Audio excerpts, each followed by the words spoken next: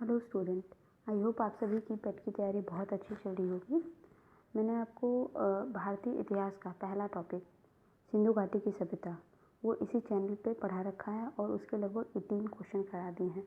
तो आप क्वेश्चन ज़रूर करें क्योंकि उससे हमें अपना लेवल पता चलता है कि हमने कितना लेवल तक तैयार कर लिया है और हमारा क्या क्या छूट रहा है।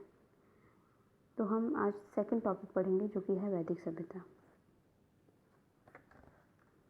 देखिए, जो हड़प्पा सभ्यता था, हड़प्पा सभ्यता हमारा 2400 से 1700 तक, ओके, 2400 से 1700 तक हड़प्पा सभ्यता था। पर उसके बाद से हमारा वैदिक सभ्यता शुरू होता है। सभ्यताओं के क्रम में ये सेकंड आता है वैदिक सभ्यता। और वैदिक सभ्यता जो है ये दो पार्ट में डिवाइडेड है, ऋग्वैदिक काल और उत्तर वैदिक काल। देखिए, ऋग्वैदिक काल जो है 1500 से 1000 तक के बीच में है और उत्तर वैदिक काल जो है वो 1000 से 600 ईस्वी के बीच में है। इनके बीच में सबसे मेजर डिफरेंस क्या है कि उत्तर वैदिक काल में लोहे का खोज हो चुका था। आर्य लोगों ने लोहे की खोज कर रखी थी उत्तर वैदिक काल के टाइम में। ठीक है, चलिए डिटेल्स के बारे में जानते हैं इसमें। एक मिनट। माना जाता है कि जो वैदिक सभ्यता थी वो आर्यों द्वारा बनाई गई थी, ओके। और ये आर्य लोग जो थे, माना जाता है कि ये लोग मध्य एशिया से आए थे, मध्य एशिया के रहने वाले थे। और यहाँ पे आर्य का मतलब क्या है कि कई किताबों में कई चीज़ें दी हुई हैं, पर इसका सिंपल सा ये मतलब है कि लोगों का एक ऐसा ग्रुप है जो कि संस्कृत भाषा का प्रयोग करता है। ठीक है, उनको संस्कृत भाषा की नॉलेज है और उन्हीं को आर्य बोला गया है। ठीक है, इनकी जो प्रशासनिक इकाई थी, इनका जो रहन सहन था, तो हर एक कम्युनिटी में, हर एक समाज में कोई ना कोई क्रम होता है कि पहले ये है, देन ये है, देन ये है, इस टाइप से चीज़ें रहती हैं। तो वैसे ही आर्यों का जो प्रशासनिक इकाई थी वो 5 भागों में बटी हुई थी। ठीक है, तो पहले कुल होता था, कुल सबसे बड़ी इकाई होती थी। अब उसी के अंदर फिर गांव होता था, ग्राम, फिर विश्व होता था, फिर जन होता था, फिर राष्ट्र होता था। सॉरी, मैंने उल्टा बोल दिया। सबसे छोटा कुल का मतलब है जैसे हमारी फैमिली है जिसमें माता पिता होते हैं, बच्चे होते हैं, तो उसको हम कुल बोलते थे। फिर धीरे धीरे इस टाइप से 1 फैमिली, 2 फैमिली, 10 फैमिली, इस टाइप से 10 फैमिली का मान लीजिए वो गांव होता है। फिर गाँव से मिलके विश्व बनता है, विश्व से मिलके फिर जन बनता है और जन से फिर राष्ट्र। तो ऐसे क्रम को ये लोग फॉलो करते थे आर्य। अब देखिए, ऋग्वैदिक के टाइम में ये लोग कुछ जैसे पद का यूज करते थे। जैसे हमारे टाइम में है ना, हम क्या बोलते हैं, जो गांव का प्रधान होता है, ग्राम प्रधान होता है, फिर मुखिया होता है, ये सारे वर्ड यूज करते हैं ना। उसी तरह से इस समय में भी ग्राम के मुखिया को हम ग्रामीणी बोलते थे। ये क्वेश्चन अक्सर बनता है, बोल देगा ग्रामीणी किस काल से रिलेटेड है, तो आपको आंसर मार्क करना है ऋग्वैदिक से। ठीक है, और वैसे ही बोलता है कि विस्पति क्या होता था, तो विस्पति मतलब विश्व का प्रधान। विश्व मैंने अभी बताया ना, ग्रामों का जो मतलब गांव के बाद जो आता है क्रम, गांव से जो बड़ा होता है वो विश्व होता है, तो विश्व का जो प्रधान होगा वो विस्पति होता था। ठीक है, और जो जन का शासक होता था उसको हम राजन बोलते थे, राजा बोलते थे। जैसे पहले ज़माने में क्या होता था, राजाओं का ही शासन चलता था इंडिया में, या फिर अभी तो और भी जगहों पे भी चलता है, पर हमारे इंडिया में पहले राजा वाला शासन चलता था ना। तो जन का शासक जो होता था वो राजा होता था। ओके, चलिए नेक्स्ट देखते हैं। अब देखिए, जब अगर राजा का शासन है तो उसकी राज्य भी होगी। राज्य में विभिन्न प्रकार के क्या होते हैं, अधिकारी होते हैं, उनका अलग अलग काम होता है। तो उसमें पुरोहित भी थे और सेनानी थे। ये दो जो पद होते थे वो राज्य के अधिकारियों के पद में सबसे प्रमुख पद होते थे। क्या, पुरोहित और सेनानी। ठीक है, और इसमें बहुत सारे पद का यूज किया गया है वैदिक काल में, ऋग्वैदिक काल में। तो वो आपके पेपर में आता है कि इस पद का क्या मतलब है। जैसे अब गुप्तचर पूछ देगा, गुप्तचर का मतलब होता है स्पस। तो ऋग्वैदिक काल में स्पस यूज किया जाता था किसके लिए, गुप्तचर, सॉरी मैंने यहाँ गुप्तर लिख दिया, मतलब गुप्तचर है इसका मतलब। गुप्तचर वो होता था कि जो लोगों के बीच में रह के उनकी जानकारी राजा को देता था कि क्या चल रहा है उनके समाज में, क्या उनके राज्य में चल रहा है, ये सारी चीज़ें। तो उसको हम स्पस बोलते थे। ठीक है, और पूरब का मतलब होता था दुर्गपति। दुर्गपति, दुर्ग से मतलब क्या होता है, किला होता है। राजाओं के जो किले होते थे, तो किला की जो रक्षा करेगा उसको पूरब बोला जाता था, दुर्गपति बोला जाता था। तो ये वर्ड यूज किए जाते थे। ये क्वेश्चन में ऐसे पूछ सकता है। वाजपति, वाजपति मतलब गोचर भूमि का अधिकारी। पहले जो राज्य चलता था उसमें भूमि को भी कई भागों में बांट दिया जाता था, कुछ गोचर भूमि भी होती थी, तो उनका जो अधिकारी होता था उसको वाजपति बोला जाता था। ठीक है, क्या बोलते थे, वाजपति। उग्र का मतलब क्या, ये जो अधिकारी होता था वो अपराधियों को पकड़ने का कार्य करता था। जैसे हमारे ज़माने में क्या है, पुलिस होती है ना, क्या चोर को पकड़ती है या फिर गलत काम करने वालों को पकड़ती है, वैसे उस टाइम में उग्र होता था जो कि अपराधियों को पकड़ने का कार्य करता था। चलिए, इससे बहुत सारे क्वेश्चन बने हैं सभा और समिति से। सभा और समिति बहुत इम्पोर्टेंट है। ये क्या होता था, ये लोगों का ग्रुप होता था, सभा और समिति, जो राजा को सलाह देते थे। जैसे राज्य की प्रजा राजा को सलाह कभी कभी देती है, तो उसी तरह से जो सभा होती थी वो श्रेष्ठ लोगों की ग्रुप हुआ करती थी, और जो समिति होती थी वो सामान्य लोगों की ग्रुप हुआ करती थी। ठीक है, और एक खास बात कि वैदिक काल में स्त्रियां भी सभा और समिति में बैठती थी। ये बहुत इम्पोर्टेंट क्वेश्चन बन सकता है इससे कि स्त्रियां किस काल में सभा या मतलब राजा के सलाह देने वाले संस्था में बैठती थी, तो वो होता है ऋग्वैदिक काल। ठीक है, अभी गविष्टि, गविष्टि जो उस समय युद्ध होते थे उसके लिए गविष्टि शब्द का प्रयोग किया जाता था।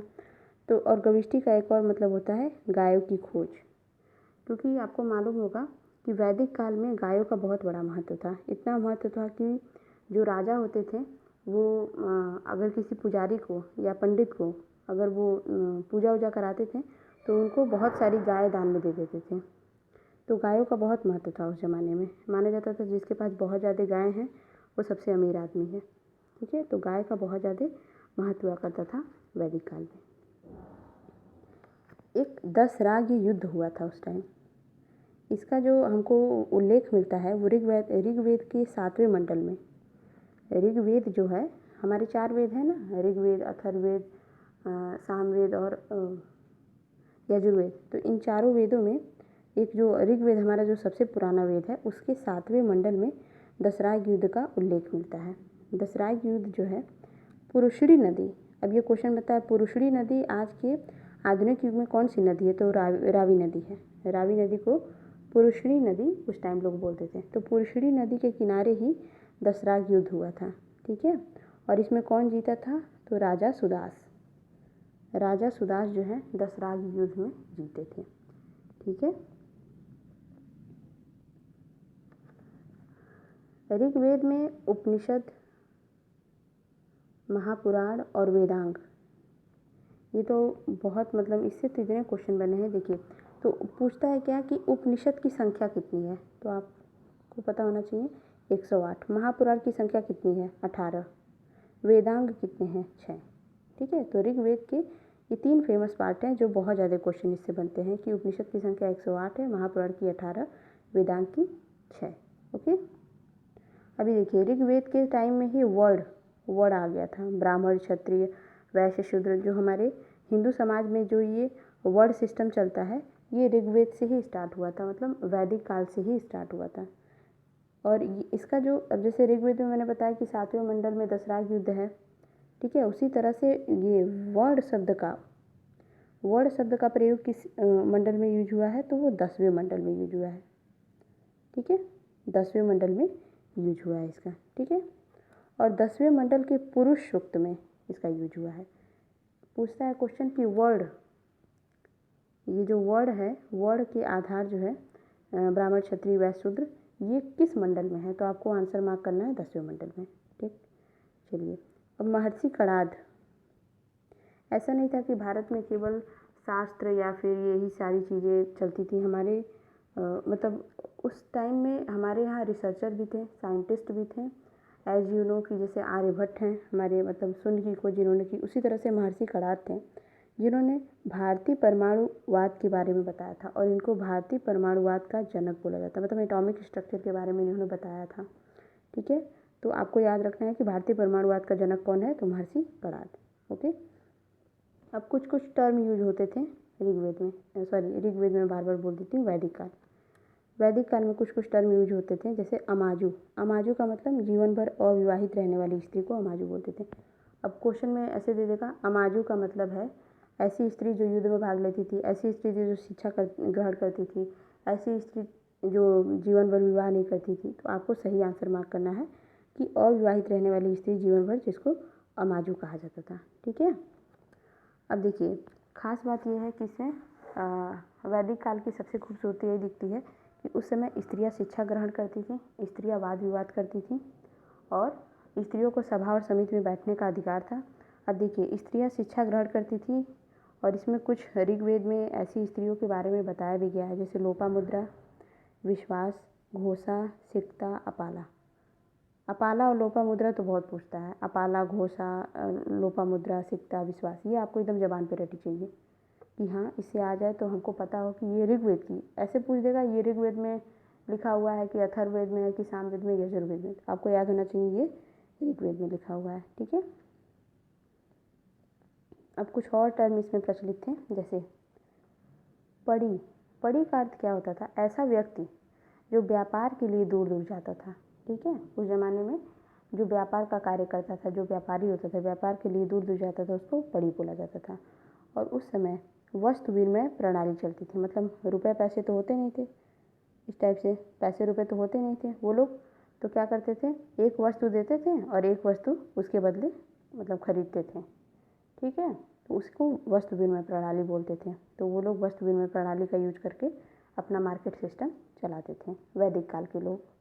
व्यंकनाट क्या होता था? व्यंकनाट जो होता था सूदखोर, मतलब आपसे पैसे लेके ब्याज पे आपको पैसे देने वाला।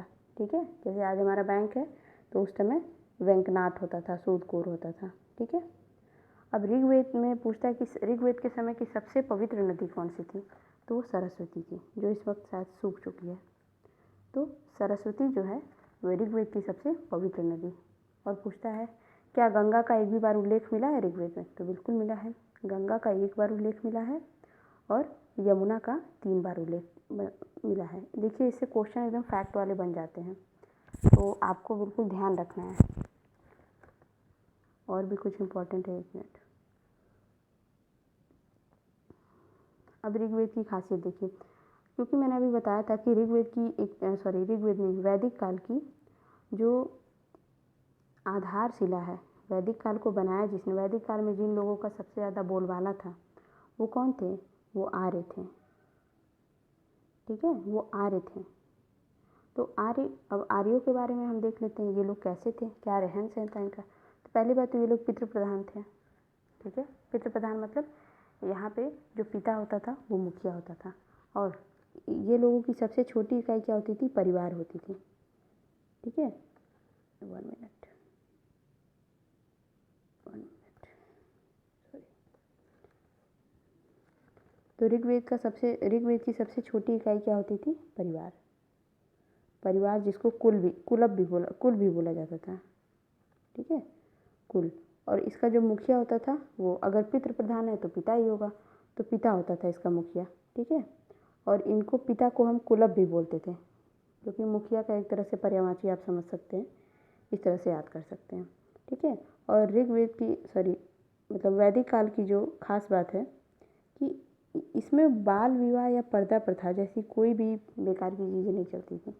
ठीक है। मतलब ये सारी चीज़ें जो अंधविश्वासी वाली चीज़ें और जितनी भी हमें लगता है कि समाज में नहीं होनी चाहिए, ये सारी चीज़ें सोचिए उस ज़माने में नहीं थी, वैदिक काल के समय में। तो पर्दा प्रथा भी नहीं था, बाल विवाह भी नहीं था। और आर्यों का जो मुख्य पेय क्या था, क्या वो सबसे ज़्यादा पसंद करते थे? वो सोमरस था। ठीक है।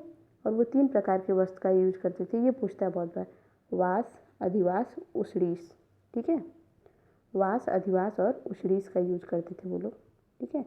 और पहले तो ये पूछ देगा कि अधिवास क्या होता है। अब आप सोचोगे अधिवास कहीं रहने वाला जगह होता है, क्योंकि वास इसमें लिखा हुआ है तो हम कंफ्यूज हो सकते हैं, पर नहीं, अधिवास इज अ क्लॉथ, मतलब ये एक कपड़ा है, जैसे हमारा शर्ट पैंट होता है ना, उसी तरह से। अब इनका मुख्य व्यवसाय क्या था? ये लोग पशुपालन करते थे, बहुत ज़्यादा पशुपालन करते थे, कृषि करते थे। एक्चुअली कृषि को मतलब एक तरह से ये लोगों ने जमा दिया था, जो कहते हैं ना कि मतलब उसके लिए अस्थाई हो गए थे, रहन सहन सब कुछ इनका कृषि ही था। और इनका प्रिय पशु जो होता था वो घोड़ा होता था, ठीक है। और ये किस देवता की पूजा करते थे, तो इंद्र देवता की पूजा करते थे। ये सब वैदिक काल की बात हो रही है। वैदिक काल मतलब 1500 से 1000 के टाइम वाली बात हो रही है, ठीक है। और ये लोग गाय को क्या बोलते थे, अधन्या। अधन्या का मतलब इसको मारा नहीं जा सकता है, इसको मारना बिल्कुल भी अलाउड नहीं था इस ज़माने में, ठीक है। अब आर्यों ने जो सबसे बड़ा आविष्कार करा था वो क्या था, ये लोगों ने लोहे की खोज की थी, ठीक है। तो आर्यों ने क्या खोज किया था, लोहा, सबसे ज़रूरी चीज़। इसी की वजह से तो मतलब सब कुछ ही चेंज हो गया। हड़प्पा से सबसे ज़्यादा डिफरेंस, क्योंकि हड़प्पा में तांबे का यूज करते थे लोग, तांबे का यूज करते थे। और उसके बाद से आर्यों ने जो है लोहे का यूज किया। माना जाता है कि लोहे की होने की वजह से ये लोग मतलब सिंधु घाटी के लोगों को जो हरा पाए थे, कहीं कहीं ये भी लिखा हुआ है। चलिए छोड़ते हैं।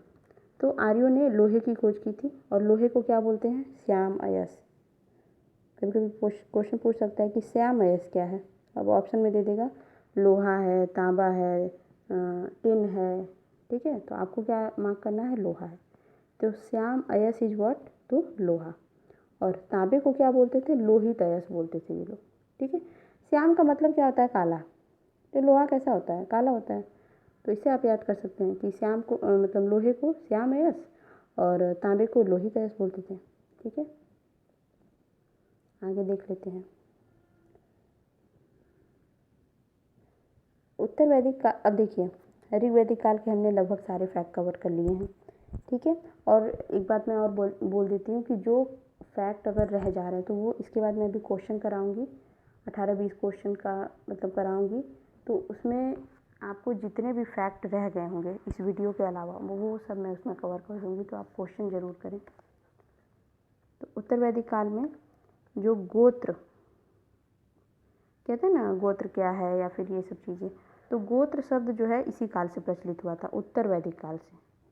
उत्तर वैदिक काल मतलब 1000 से 500 वाला टाइम, मतलब वैदिक काल के बाद वाला टाइम, ठीक है। तो उत्तर वैदिक काल, इसी में गोत्र शब्द का जो है चलन शुरू हुआ था। और इसमें देखिए जो हम वैदिक काल में इंद्र देवता की पूजा करते थे, तो अब ये लोग प्रजापति देवता की पूजा करने लगे थे, मतलब इंद्र देवता को इन्होंने रिप्लेस कर दिया था। अब सबसे ज़्यादा प्रिय देवता कौन हो गए थे, प्रजापति, ठीक है। और ये लोग जो उत्तर वैदिक काल के समय जो राजा होते थे उनके राज्याभिषेक के लिए जो यज्ञ होता था उसको राजसूय यज्ञ बोला जाता था। क्या यज्ञ, राजसूय यज्ञ। क्वेश्चन में घुमा देगा आपको, आप वैदिक काल मार्क कर लोगे, क्योंकि उत्तर वैदिक काल से बस डिफरेंस है। आपको दिमाग में रखना है कि राजसूय यज्ञ कब यूज होता था, उत्तर वैदिक काल में, ठीक है। अब देखिए पहले जो जन्म का आधार नहीं था, कर्म का आधार था, मतलब वर्ण व्यवस्था जो थी वो कर्म के ऊपर निर्धारित होती थी कि तुम जो काम करोगे तुम उस वर्ण के होगे। ये सिस्टम कब चलता था, ये चलता था वैदिक काल में, कर्म के आधार पे, ठीक है। पर जब जन्म के आधार पे कि तुम जिस कुल में जन्म ले लिए अब तुम उसी कुल के हो गए, ये जन्म वाला सिस्टम जो है उत्तर वैदिक काल से शुरू हुआ है, ठीक है। इस पर क्वेश्चन बन सकता है। अब देखिए ये जो हल होता था, तो हल को सिरा बोलते थे ये लोग, ठीक है। उत्तर वैदिक काल में हल को सिरा बोलते थे, और हल से जो रेखा खींची जाती थी उसको सीता बोलते थे। ये सीता जी हमारी देवी सीता जी नहीं है, ठीक है। तो ये हल रेखा को सीता बोलते थे ये लोग, ठीक है। और इसमें पैसे की जगह क्या यूज करते थे, निष्क और शतमान, ठीक है। निष्क और शतमान जो है ये सिक्का नहीं था, डोंट कंफ्यूज, ये बस मुद्रा थी, मुद्रा की इकाई थी कि पैसे की तरह हम इसको ले लेते थे, ठीक है। मतलब वो लोग पैसे की जगह इसका यूज करते थे, एक तरह से पैसे की तरह, निष्क और शतमान का। तो पूछ सकता है किस काल में निष्क और शतमान का प्रयोग किया गया है, तो उत्तर वैदिक काल में, ठीक है। अब देखिए सांख्य दर्शन,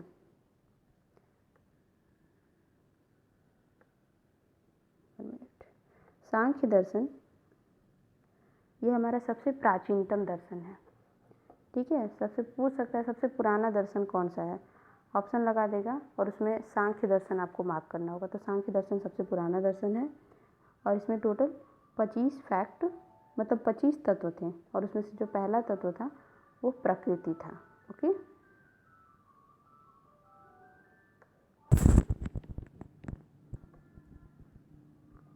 सांख्य दर्शन हमारा सबसे प्राचीनतम दर्शन था, जिसमें टोटल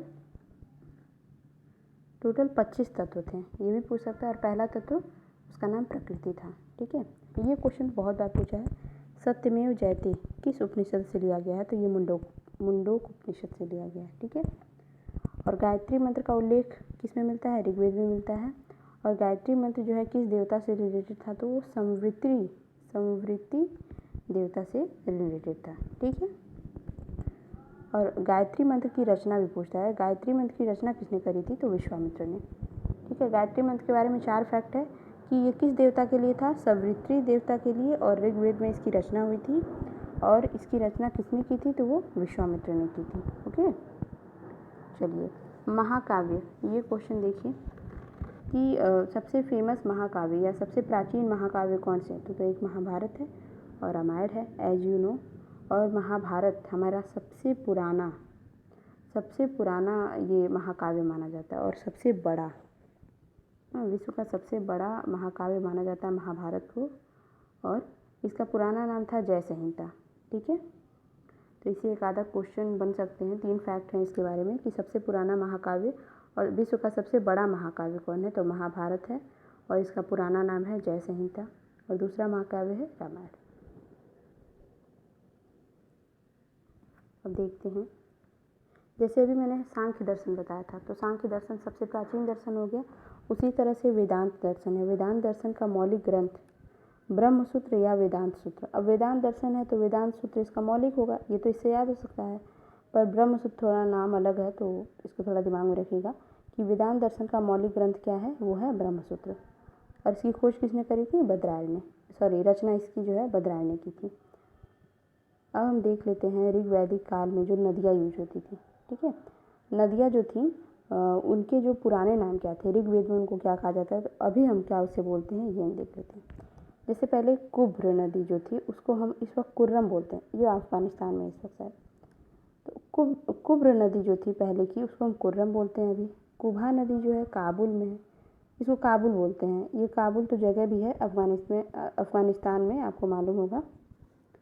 जो कुबा नदी है उसको हम काबुल बोलते हैं इस वक्त।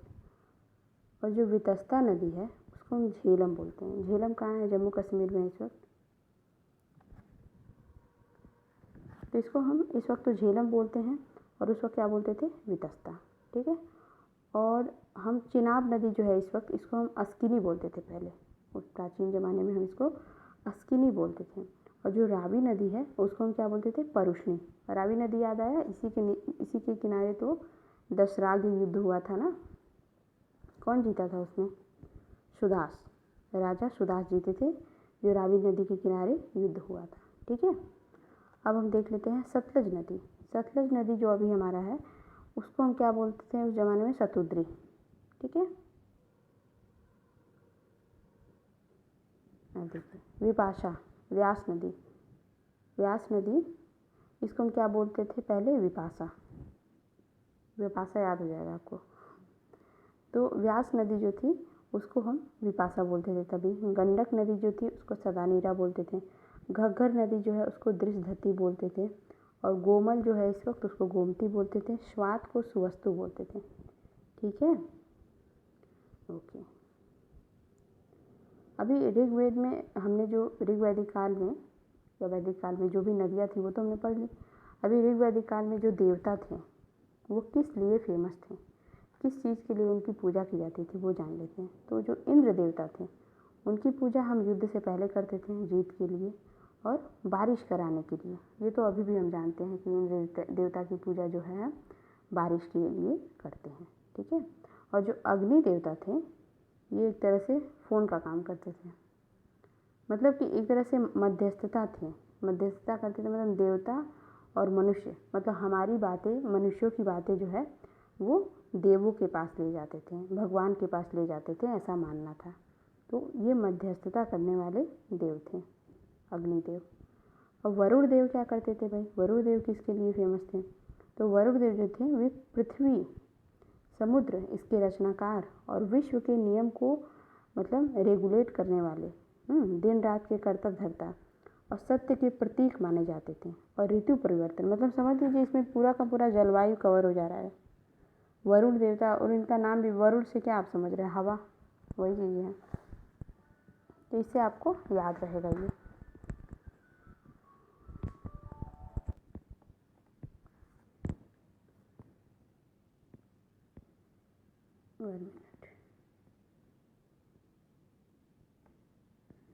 यस, अब देव करके एक देवता थे, इनका यूज हम करते थे।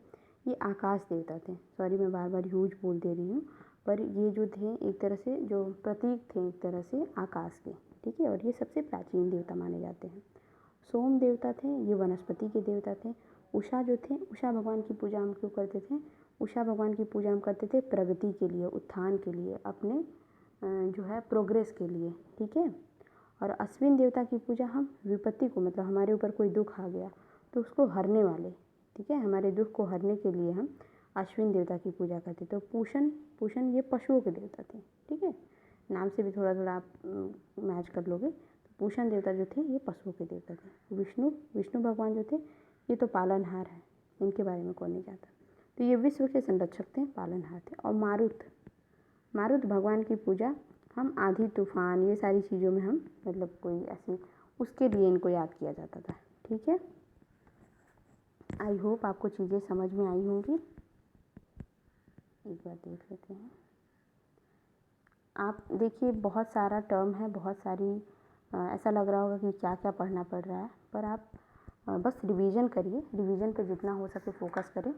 और सबसे ज़्यादा क्वेश्चन प्रैक्टिस करिए, चाहे यहाँ से चाहे कहीं से भी, किसी बुक से, किसी चैनल से, कहीं से भी कर रहे हैं, क्वेश्चन प्रैक्टिस करिए एज मच पॉसिबल। तो वो आपका सिलेक्शन क्लियर कर देता है, क्योंकि क्वेश्चन प्रैक्टिस करने से एक्यूरेसी लेवल बढ़ जाती है। कभी कभी हमको कन्फ्यूजन रहता है, ये होगा ये हो गया, तो हम क्या करते हैं डायरेक्ट पेपर में जाते हैं, पेपर देते हैं, तब देखते हैं कि तब हमको लगता है यार क्वेश्चन प्रैक्टिस करना चाहिए था। तो ये गलती मत करिएगा। सिलेबस ख़त्म हो ना हो पर क्वेश्चन ज़रूर प्रैक्टिस करिएगा, ओके। तो थैंक यू सो मच। अब कल मैं आपको कल या आज में मैं आपको इसका क्वेश्चन भी अवेलेबल करा दूँगी, इसकी प्रैक्टिस सेट अवेलेबल करा दूँगी, तो उससे क्वेश्चन सॉल्व कर लें और मैं इसके बाद से इसका थर्ड टॉपिक पढ़ाऊँगी, okay. Thank you so much. पढ़ाई करते रहें, बेस्ट ऑफ लक।